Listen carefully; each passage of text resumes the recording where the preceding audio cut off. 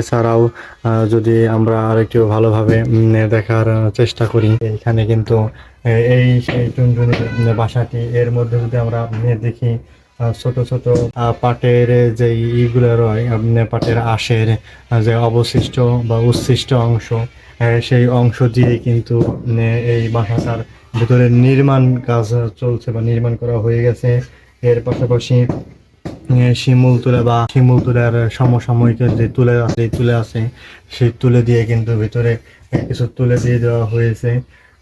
এছাড়াও নারকেল গাছে যেই আঁশ হয়, নারকেল গাছের আমরা জানি যে গাছের মধ্যেই এখন একটা নারকেল গাছের ডাল। তো এখানে আমরা এই যে দেখাইতে লাগছিলাম এই সেই টুনটুনির বাসাটি, যে বাসাটি আপনি কিন্তু খুব সুন্দরভাবে তৈরি করা হয়েছে। তাছাড়া এর পাশে কিন্তু আর একটা বাসা আপনার টুনটুনি তৈরি করতেছে। এই সেই আর একটা বাসা, যেখানে কেবল প্রথম পর্যায়ে রয়েছে বাসাটি। পাতা বের হইলে তো পাতার যে জায়গা থাকে, তার সাথে কিন্তু বিভিন্ন রকমের উচ্ছিষ্ট অংশ থাকে। তো সেই অংশ কিন্তু আমরা এই গাছের এই বাসার ভিতরে দেখতে পাচ্ছি। আমি কিন্তু খুব কষ্টে এই এই জায়গায় এসে বসে রয়েছি।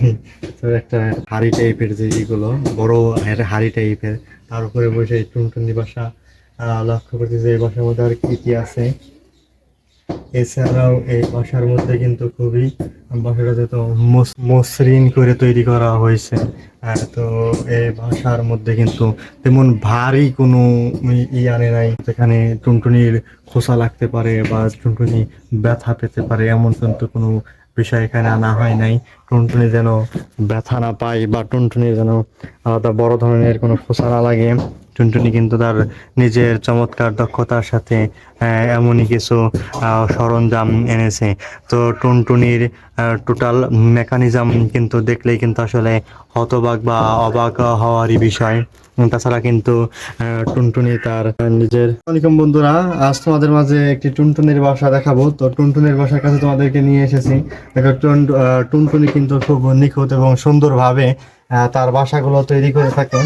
তো আমরাও এমন একটা জায়গায় চলে এসেছি যেখানে একটা নির্জন জনমানব শূন্য পরিবেশে টুনটুনি কিন্তু সচরাচর বাসা করে থাকে।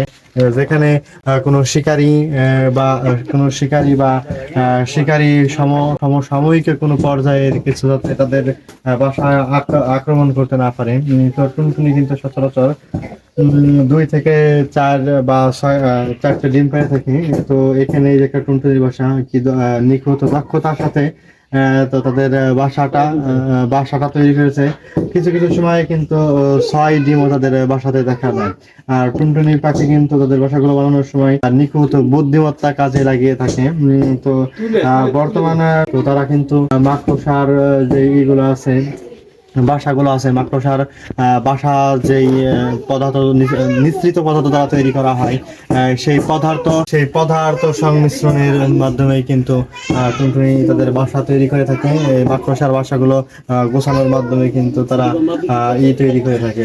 বাসাগুলোর পাতাকে মুচড়িয়ে জোড়া লাগিয়ে থাকে। তো এখানে একটা এই টুনটুনির বাসার কাছে তোমাদেরকে নিয়ে এসেছি। তো এই টুনটুনি পাখিটাও কিন্তু খুব সুন্দরভাবে তার বাসাটা তৈরি করেছে। তো তোমরা দেখতেই পাচ্ছ এই একটা টুনটুনির বাসা। এখানে কিন্তু শুধু বাসায় না, একটু যদি তোমাদের আমি কাছে থেকে দেখাতে যাই, দেখো কি সুন্দরভাবে ভিতরে কি করেছে ওরা। টুনটুনি তুলো, ওরা কিন্তু টুনটুনি তার নিজের একটু আরাম আয়েশ করার জন্য খুব বিচক্ষণ পাখি। যদিও টুনটুনির পালক রয়েছে, তো এই পালকের পাশাপাশি আমার মনে হচ্ছে যে টুনটুনি একটু আরাম করার জন্য কিন্তু এখানে কিছু তুলে আনছে। তো তুলে দেখতে পাচ্ছি এখনো যদিও বাসাটা নির্মাণাধীন বা নতুন পর্যায়ে, টুনটুনি হয়তো আশেপাশে আছে। তো আমরা টুনটুনি আওয়াজ পাচ্ছি দূরে থেকে। তো নির্মাণাধীন পর্যায়ে কিন্তু টুনটুনি তেমন কোনো ডিম পারে নাই।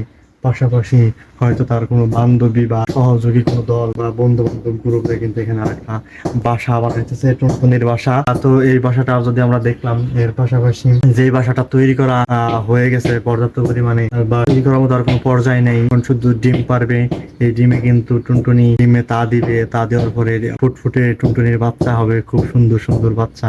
তো সেই বাচ্চাগুলো আস্তে আস্তে খাবার আনবে, খাবারের লালন পালন করবে। তো এই আমরা দেখতে পেলাম টুনটুনি যখন বাচ্চাগুলো বড় হবে, সেই বাচ্চাগুলোর যাতে খোঁচা না লাগে বা ব্যথা না পায়, তো সেই সিস্টেম করে কিন্তু টুনটুনির বাসাটা বানাইছে। টুনটুনির বাচ্চাগুলো কিন্তু কোনো রোডের পাশে না, কোলাহল থাকবে না। টুনটুনি কিন্তু খুব বিচক্ষণতার সাথে এই কাজটা করেছে। তো আমরা পরবর্তীতে, আজ এই পর্যন্ত, আমরা পরবর্তীতে টুনটুনির বাসাটা আপনাদের আবার দেখাইতে আসবো। টুনটুনি যদি ডিম পারে, পাশাপাশি টুনটুনি যদি ছা উঠে, আমরা এটা দেখাইতে আসবো। তো আজ এই পর্যন্তই। আমাদের এখানে কমেন্ট করবেন, ছোট তোমরা যারা আছো ছোট বয়সের, তোমরা কমেন্ট করে জানাবে টুনটুনির বাসাটি দেখে তোমাদের কেমন লাগলো। আর আপনারা কমেন্ট করবেন, পাশাপাশি লাইক করবেন, আর আমাদের এই ভিডিওটা শেয়ার করে দিবেন। ফেসবুকে থাকা অবস্থায় ফলো করবেন এবং ইউটিউবে থাকলে সাবস্ক্রাইব করবেন। আর তো আমরা টুনটুনি আশেপাশে চলে এসেছে, তার জন্য আমরা টুনটুনির বাসা ছেড়ে চলে যাব। টুনটুনির বাসা এখানে রইলো, আমরা এখন যাচ্ছি। সবাই ভালো থাকবেন। আসসালামু আলাইকুম।